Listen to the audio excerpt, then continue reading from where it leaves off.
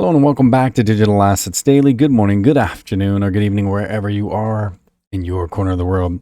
XRP lawsuit court schedules hearing date for SEC's plea against the Hinman deposition.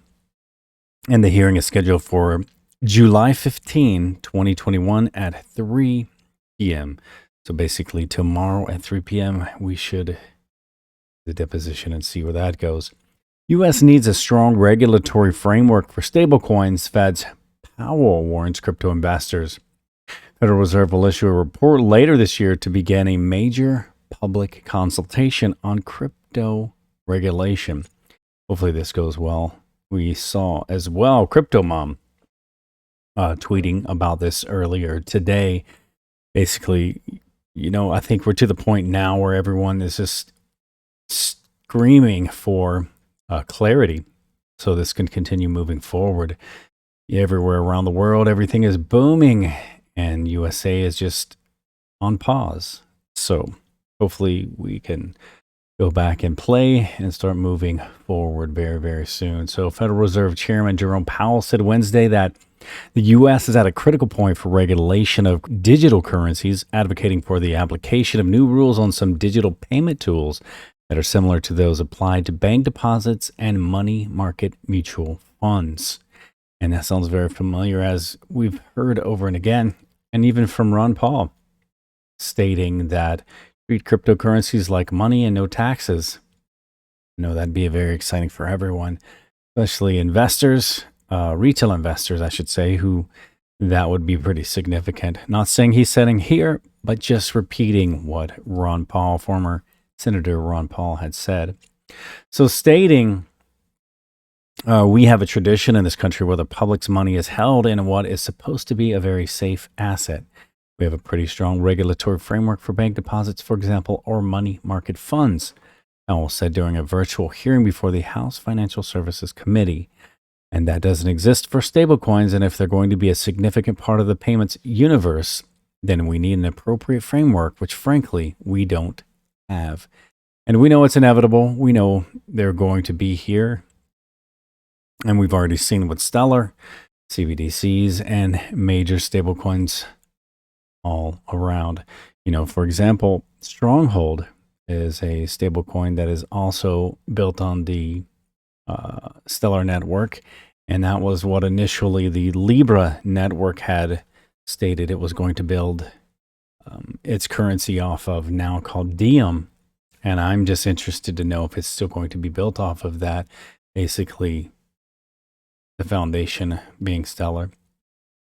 So Visa approves Australian startup to issue debit cards for spending Bitcoin. And that's very interesting to see how this is going to play out, because, we show different things of the attack on Bitcoin. Then we show a lot of support for it as well. And we know they can flip the switch over to XRP at any moment. But having said that, suppose they choose, let's say that Bitcoin is going nowhere either.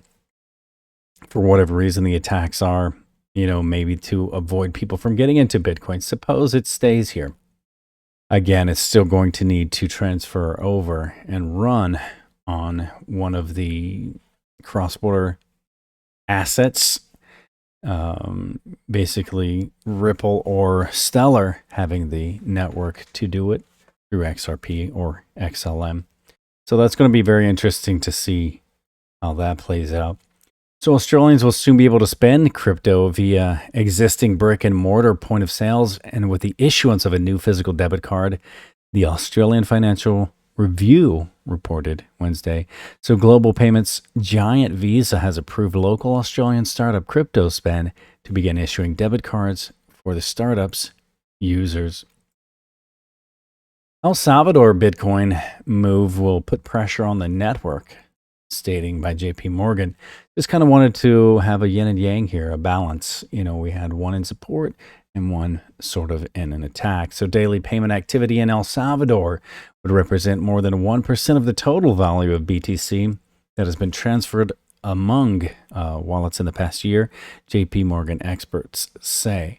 So the American megabank JPM has continued criticizing El Salvador's declaration of BTC as legal tender, warning of the potential risk for both the country and the cryptocurrency. So, JPM expert group led by economist Stephen Palacio released a report suggesting that El Salvador adopt BTC as legal tender could put a strain on the Bitcoin network, and Bloomberg reported Sunday. And we know if it gets too busy, it will crash. Period. End of story. If you've been here long enough, you'll understand that, and you've seen it. So the U.S. digital dollar stating will fiat currency ride the crypto wave. Two major research projects are underway to see if the U.S. central bank could begin minting digital money. The United States dollar has reigned for many decades as the top global reserve currency, backed by the full faith and credit of the U.S. government and the value of its powerful economy. But in recent years, the dominant monetary unit of choice worldwide has faced an increasing array of threats, ranging from its own inefficient financial infrastructure and the introduction of the Chinese yuan into the specter of Facebook's Diem and cryptocurrencies like BTC. So as countries like the Bahamas, China, and Sweden test the viability of central bank digital currency, CBDC, policymakers in the U.S. are taking stock. And two U.S.-based efforts are exploring the concept of a digital fiat dollar in an era when cash isn't king anymore.